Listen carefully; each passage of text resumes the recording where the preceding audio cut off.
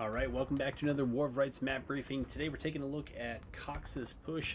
This is a Union attacking map. It's part of the South Mountain series of maps.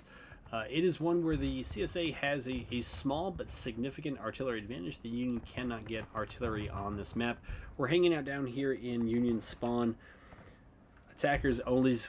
Actually, we're not. Union spawn is over here, but we're near Union spawn. Attackers always want to have their flags, but man, oh man, on this map, you really want to make sure that you have your flag. That's also true of the defenders, but it's going to be even more important for the attackers who want to make sure that they're able to keep the pressure on.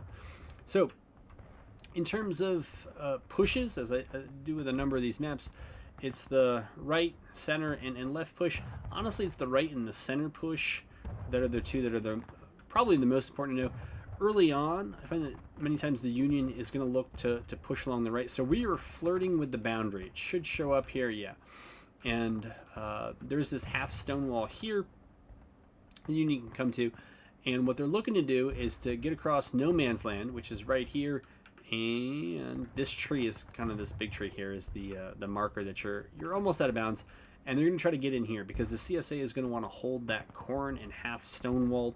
It's a very strong position, because the CSA defenders here, they can step back into the corn, and we'll see if we can get the angle here. You step back into the corn, and if you take a knee behind that half stone wall, in a number of places here, even the ones that aren't concealed by other things, you're going to have almost complete cover. If you're not sure, just stand and be in formation, but you'll frequently see the Union will push in here. The CSA has buck and ball on this map.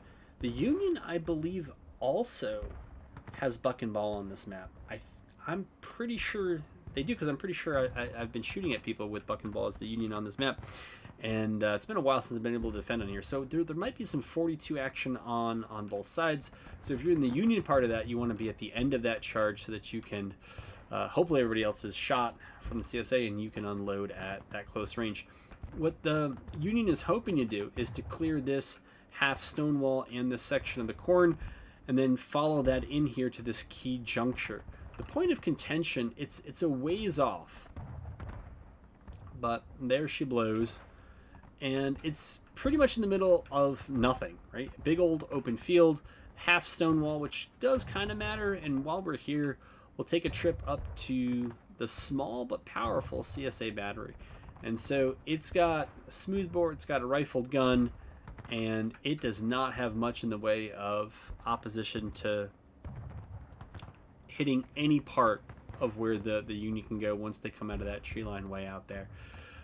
So the CSA already is a big X factor on this map. If they're on range and they're conserving their ammo, they can be a big problem for the Union if they hold a few shots back for the end when the Union has to go to cap, and they're able to do something to contribute to denying that can really matter. But that's the right side push, and what the Union is hoping to accomplish by that. The Union's got to be careful that if they're over here, they're either over here in force and that they plan to do something, or that they stay mobile, because the CSA, even though they can't really hide their flags in the corn, they can send their flags with smaller detachments while the main body move elsewhere, and this laterally is a lot to cover for maybe just a group of 25 or 30 Union. If you have, I don't know, 75 CSA coming at you, they're going to hit you. You're only going to see them at about a yard or two's distance when they come through the corn. They're likely going to wipe whatever's here and then move on if the Union doesn't have a sizable force. And again, whoever controls this kind of meeting of full and half stone walls, they're going to be able to control the lanes that run into point this way.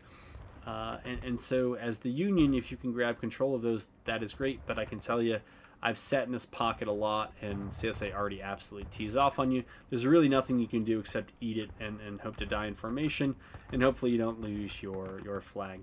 All right, what I would consider the sort of center push on CSA Push as the Union, it's a push, it's across that part of no man's land, but then it follows the stone wall down, usually on the inside, and they'll usually try to kill defenders, which are almost always near this key juncture back in the corn. Again, you go in the corn because you're going there for concealment, not too much cover behind that half stone wall, but there is a little bit if you know how to work the angle. So that's the center push, and then the far left push, I think, is the most fruitless of the three avenues of attack. You can actually go largely undetected by most CSA. If you come up here as the Union, and then you got to make a sharp turn, those rocks are almost at the boundary, and it's really those rocks that you're probably going to be looking to get. So when we go a little bit further over, right, we're going to start timing out, and that feels accurate to how we play this in the game. From here, you can shoot at CSA who are down under that fence. They can shoot at you. It's largely going to be a pillow fight because you're too far away to hit each other. CSA Arty, these rocks are easy to see even for the gunners without binos, and you might just have to eat it, and it's probably not the worst thing. If CSA Arty wants to hit these, they might kill some of you, but there are far more devastating volleys or rounds you could eat from the CSA. So that's something. This is kind of a staging point that the Union will sometimes use if they're going to go attack the point, because some of the positions that support control the point itself for the CSA is not really great to defend. But this area over here, it's hard to hit from a lot of Union positions except that one up there, and it's hard to do a lot of casualties. These back rocks here are really, at least people think, a strong supporting position for Cap. You can certainly shoot anybody who's on this side of the stone wall, and if you want to come get these rocks, you have to cross open ground in order to get it. This set of rocks out here is further away, and so it's less effective in some respects about killing a lot of people on point quickly, but you can put casualties into them. Beware that the Union can come up and charge these rocks out, so it's not out of bounds for the Union to come here. They can't run into the Arty without beginning to time out, but they can come up here without doing it, and sometimes Union will, or CSA Union will come through here, wipe these folks, sometimes then make a trip down to those rocks, or sometimes head into the point. And so CSA defenders, you got to keep your head on a swivel here. CSA spawn is not far back into those trees, but this is a map where frequently cap recap can be a strategy.